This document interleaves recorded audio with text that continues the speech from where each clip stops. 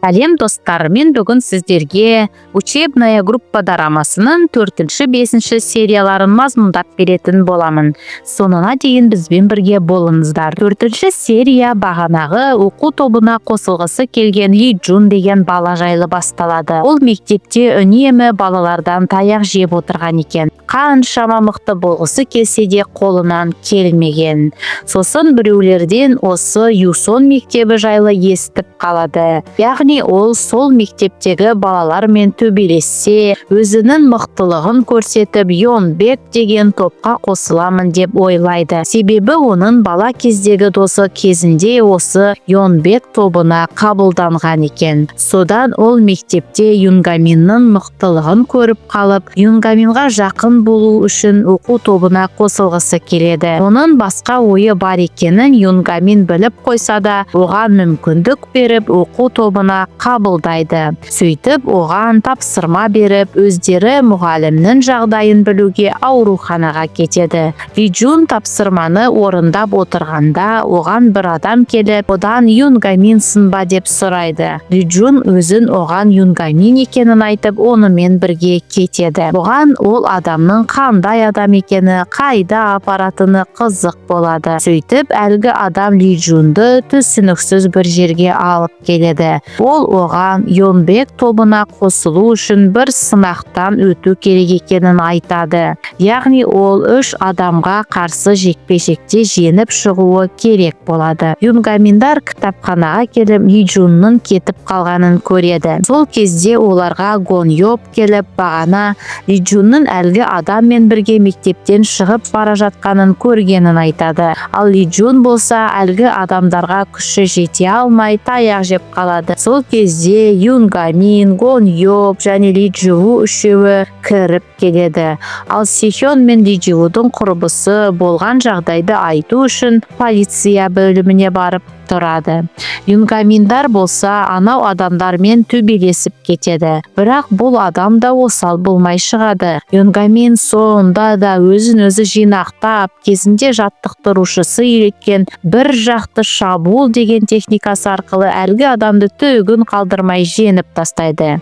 Кейін полициялар келіп барлығын ұстап алып кетеді. Келесі күні мұғалім Ли Хангён директордың орынбасарына барып, Пиханульге комитет отырысын тағайындауға арналған өтінішін көрсетеді. Сосын бесеуіне келіп оқу тобының болатынын, бұларға арнайы жеке кабинет берілетінін және білімдерімен алмасу үшін бір университетке барып, өздері секілді оқу тобының балаларымен кездесетіндерін айтады. Солай олар Сеулға келеді. Ал Гамин болса, әлі жолда кешігіп бара жатады. Төртеуі университетке келгенде, ондағы студенттер бұларды жақтырмай қарағандай болып көрінеді. Юнгамин болса, сол кезде мүлдем басқа мектепке барып қарап тұрады. Сөйтсе, Ли Джудың оған жазған хабарламасында университеттің аты дұрыс жазылмай қалған екен. Солай 4 серия аяқталады. 5 серия Пиханульдің бірнеше баланы аяусыз ұрып жатқан жерінен басталады. Солай ол оларды өзіне бағынышты етіп, өз бандасына көбірек адам жинап, әкесінен де асып түскісі келеді екен. Университеттегі жағдайға келетін болсақ, ондағы студенттердің бұларды ұнатпай қараған себебі, осы университетке қарама қарсы мектептегі оқушылар бұларға зорлық-зомбылық көрсетеді екен. Содан олар бұларды да түрлеріне қарап, сондай оқушылар деп ойлап қалған екен. Қарама қарсы мектепте шынымен де осы университеттегі оқу тобының бір студентіне күш көрсетіп жатады. Бұл мектеп Юнгаминнің шатастырып барған мектебі екен. Юнгамин мектепке кірген кезде, оған сондағы бұзық оқушылар тиіскісі келеді. Бірақ Юнгамин барлығын ұрып тастап, әлгі студент баланы құтқарып қалады. Кейін екеуі университетке келіп, барлығы бір-бірімен өздерінің білімдерімен алмасады. Кейін өзара түсіністік түсініспеушілік болғаны үшін бір-бірінен кешірім сұрап екі жаққа тарайды. Келесі күні олар өздеріне берілген кабинетті көруге барады. Кабинет әрине бұлар ойлағандай болмай шығады. Іші барлығы шаң тозан болып шашылып жатады. Бірақ Юнгаминға бұл жағдай еш әсер етпейді. Ол керісінше қуанып, ішін жинауға кірісіп кетеді. Кейін қалғандары да оған қосылып, ішін жинастырып жақсы кабинетке айналдырады. Ал мұғалім Ли болса, мектептегі білім бөліміне келіп, Иханулды жазалау үшін тәртіптік комитеттің жиналысын өткізу жайлы шешімін айтып, соған көмек көрсетуін сұрайды.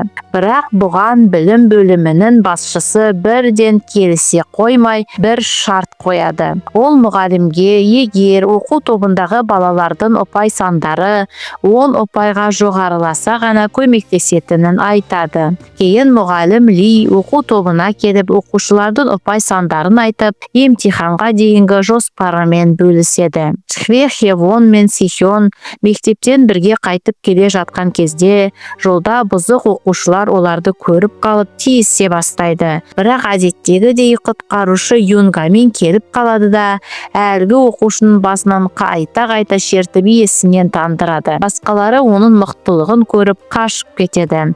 Сихённың өзін-өзі қорғай алмағаны үшін көңіл күйі түсіп кетеді. Үйіне келгенде де әкесі екеуі тағы сөзге келіп қалып, Сихён үйінен шығып кетеді. Есігінің алдында Юнгамин күтіп тұр екен. Ол Сихёнға менің үйіме барайық деп ұсыныс білдіреді. Оған Сихён келіспей кетіп қалады. Жолда келе жатып бағанағы бұзақыны көріп қалады. Ол Сихённың үйін іздеп жүргенге ұқсайды. Содан Сихён оған көрінбей құтылмақшы болып қаша жөнеледі. Бірақ бәрібірде екеуі бір жерде кездесіп қалады. Әлгі оқушы бұдан өш алғысы келетінін айтып төбелеске шақырады. Сол кезде Сихёнға Юнгамин қоңырау шалып қалады. Ол телефоннан Сихёнға қорғану амалдарын айтып тұрады. Сихён болса антан болып жан-жағына қарап, Юнгаминді іздей бастайды. Сөйтсе, ол жақын жерде бір үйдің төбесінен оларды көріп бақылап тұр екен. Кенеттен Гаминнің телефонының қуаты бітіп қалып, өшіп қалады. Содан кейін ол Сихёнға қарай жүгіре жөнеледі. Сихён болса өзі де бар күш-жігерін жинап, әлгі баланы бір ұрып құлатады.